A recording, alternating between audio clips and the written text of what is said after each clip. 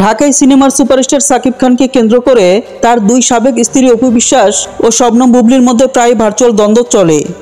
কখনো হঠাৎ করে, কখনো ইঙ্গিতপূর্ণভাবে ফেসবুক পোস্টের মাধ্যমে চলতে থাকে আলোচনার ঝড়।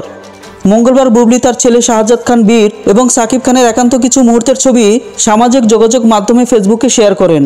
ক্যাপশনে লেখেন, পরিবার যেখান থেকে জীবন শুরু হয় এবং ভালোবাসা কখনো শেষ হয় না। ভক্ত অনুরাগীরা ছবিতে বাবা ছেলের স্নেহময় সম্পর্ক উপভোগ করলেও কেউ কেউ এটিকে দেখছেন নেতিবাচক চোখে। প্রশ্ন তুলেছেন, এমন ব্যক্তিগত মুহূর্ত লুকিয়ে ক্যামেরাবন্দি করার দরকার কি? বুবলির পোস্টের কিছুক্ষণের মধ্যেই নিজের ফেসবুকে একটি পোস্ট দেন অপু বিশ্বাস।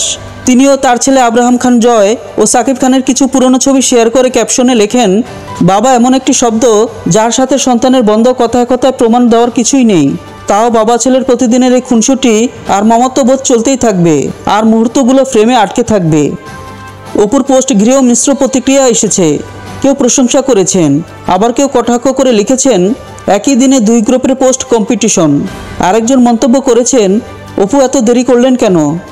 দুই প্রাক্তনের পাল্টাপাল্টি পোস্টে সাকিব খানকে ঘিরে তাদের দ্বন্দ্বকেই যেন আবার স্পষ্ট করে।